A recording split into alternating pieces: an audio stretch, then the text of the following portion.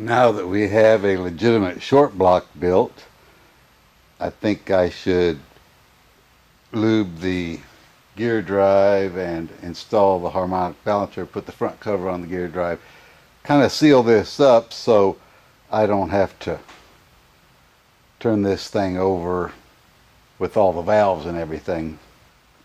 Your little Harbor Freight acid brush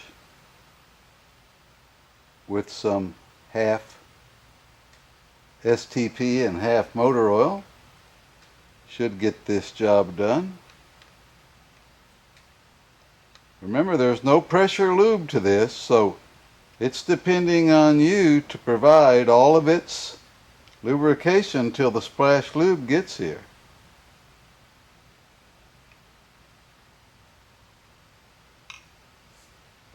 I won't make you wait through the whole thing.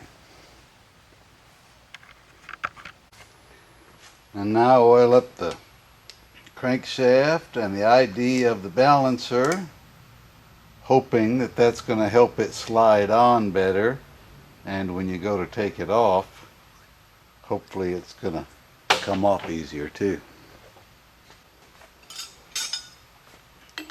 And I know you wouldn't hammer a balancer on or try to draw it on there with the harmonic balancer bolt. I know you wouldn't do that kind of stuff.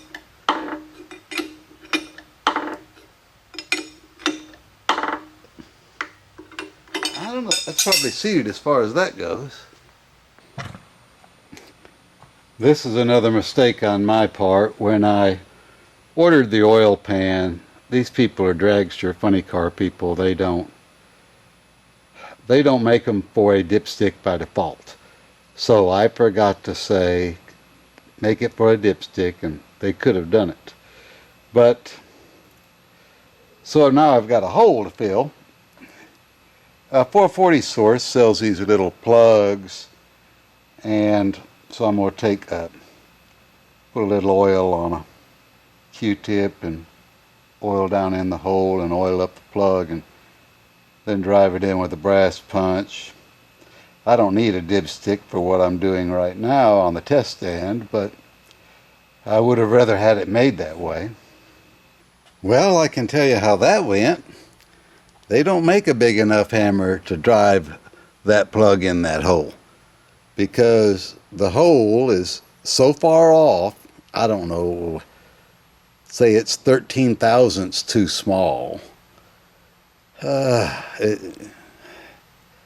It ain't easy. I'm going to make another plug the size of that hole and get it put in. Okay, I'm going to put the heads on now. I'm going to put the heads on dry because Cometic says to do it that way. But you know, old timers, they always want to spray head gaskets with copper coat. This just rubs us wrong because we don't understand. But so I'm going to do it their way and hope everything turns out fine. You know, I've been brushing ARP lube for the last hour. It just takes forever doing it this way, but it's supposed to be better.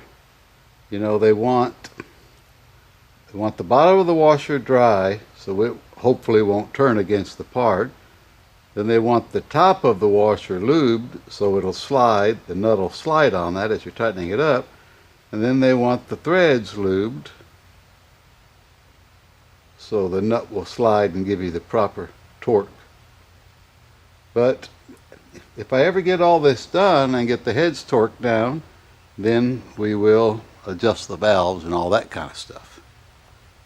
I've got the heads torqued down and the rocker stands torqued down. And I know it seems like it took all day, because I think it did. By the time you torque those 34 and then 20 valve cover studs and 20 oil pan studs, that's 74, and then 16 intake studs, that's 90, and then 14 for the front, and you got 104 studs. So it takes quite a while. But and when you get done, you know, you need to wipe off all this ARP lube. that stuff's going right in your oil. I don't know what's in ARP lube, but I don't think it's motor oil. So, wipe that off. Be a little neat, you know what I mean? So now we need to put in the push rods and set the lash, which on a Hemi, that's the easiest way to do it, is just while you're putting the push rods in, set the lash while you're there. So we'll use the Mopar valve lash adjustment chart. And it starts at number 1 firing, top dead center. So we've got the balancer on 0. The intake lifter, the number 1 lifters are on the base circle, so that's firing, and the number 6 is on overlap, so that tells you that number 1 has to be the one that's up and firing. So we're starting in the right place. Now we put in number 2 intake and the number 8 exhaust push rods. I marked the lifters with a black magic marker at 12 o'clock. So while we're turning, we'll be able to see the lifters turn and know that all the lifters are turning in the bores. I put some 50-50 mix motor oil and STP in the lifters, and I'll put some on the push rod cup too, even though it's really got oil on it, but you want to do the right thing. And when I say motor oil and STP, I'm talking about the same oil that you're going to run in the engine when you put it on the test stand or the car or whatever. So in this case, it's VR1 valvoline. So I'll get to work on that. Number 2 intake and number 8 exhaust. Okay, I got all the push rods in, got the valves lashed. I went ahead and put the intake on it to get it closed up, keep the dirt and stuff out of it. Must be a lot of stuff in the air, right? You get a lot of peach fuzz on there, Kind of hard to keep it clean. But everything's going good. I'll flip it upside down now and put the pan gasket on. I want to put a little ultra black on the seams right there just because, and I think the rest of it, hopefully this new pan gasket's going to be a good thing. I put a little ultra black on these transition points, and I like this new gasket that Summit sells. I'm hoping that'll be good on the oil leak issues. I brushed on one more shot of oil and STP mix for the gear drive.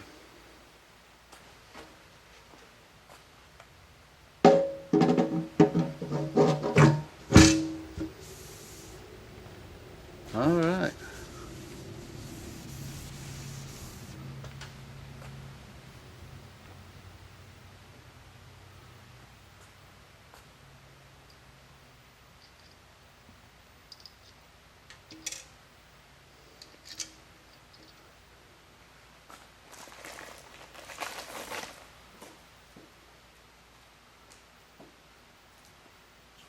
I think I'll go with some nylock nuts this time. I don't know if that other one was backing up or if I was just squishing on the pan gasket, you know what I mean? But hopefully this is going to be better. The oil pan's on, so now it's time to put on the oil pump. So I pushed it on there and got the gasket all lined up perfect, but the bolts, all of them wouldn't go in. This one and this one and this one would, but this one wouldn't.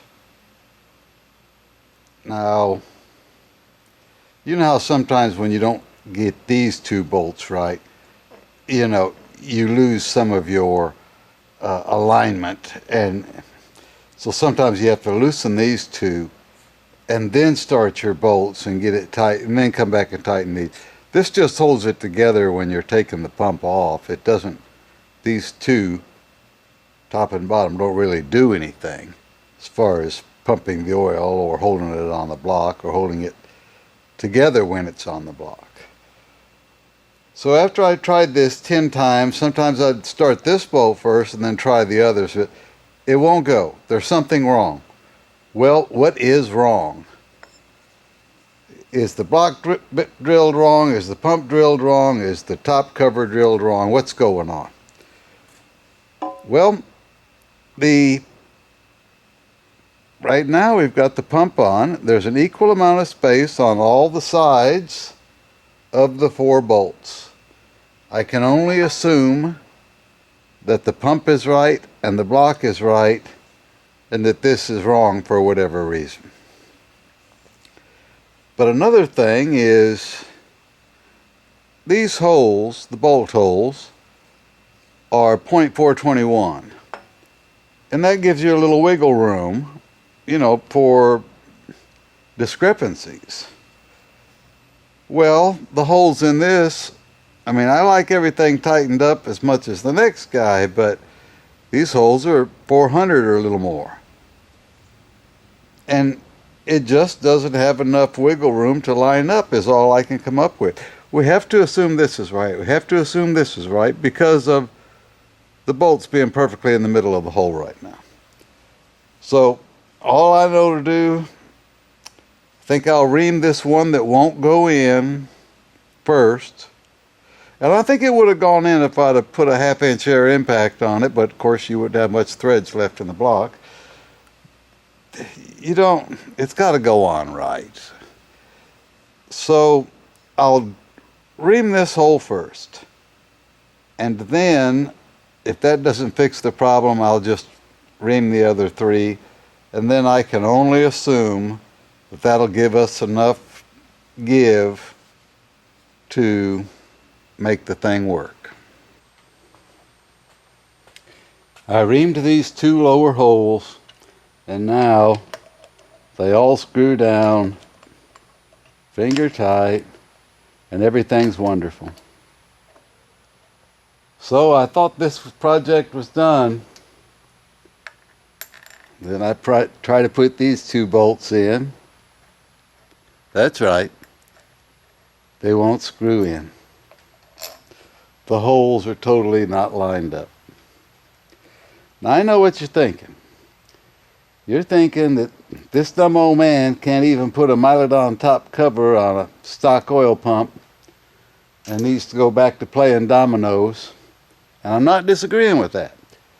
But since this is week number 7 of this build, which I wasn't supposed to be building anything, I was just supposed to be assembling this. All these parts were already here, machined, ready to go. I'm just putting it together, and it's shocking. Every day I wake up thinking it can't get any worse, but you know it can.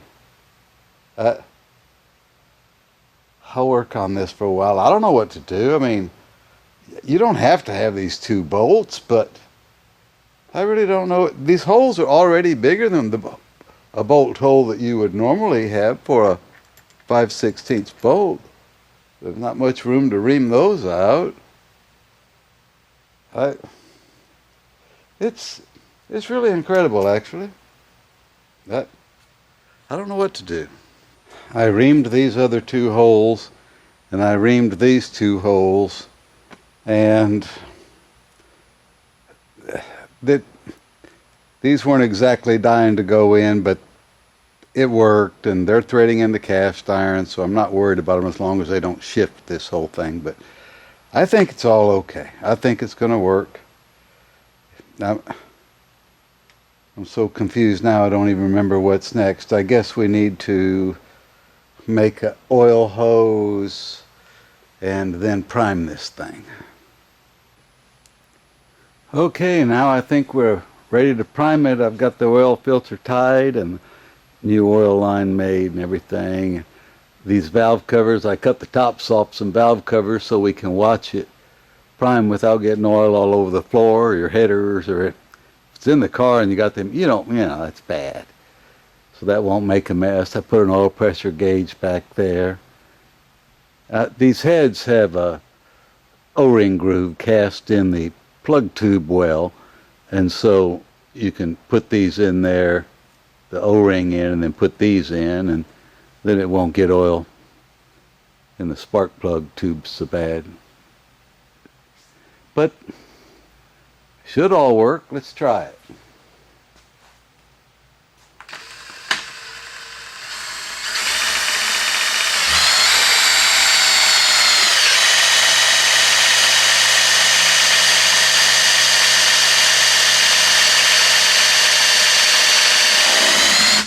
I don't think that oil pressure gauge works, folks. Now we have a new oil pressure gauge. I'm glad I found out that one was wrong. That was a 0 to 200. And I'm going to be out of town. We're going to do a collaboration with Just Mopar Joe on YouTube. He works on Mopars and stuff, old Mopars. And we're going to redo blowing up an oil filter and blowing all the oil out of the gasket because of it having a stuck pressure relief valve. So that's going to be a good video, and I would have gotten all the way over there and not found out that gauge didn't work. So I got a new 160, and then I got a new 100 for this. So we're all good. Now let's try this all over again. This has got to work better this time, right?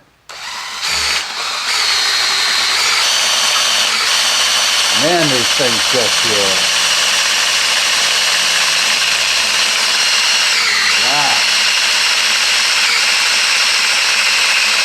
a lot of oil going through there, folks. Well, I guess everything's wonderful. Now I'll put it on the test stand and get some valve covers and wires and wire it all up and do a test run.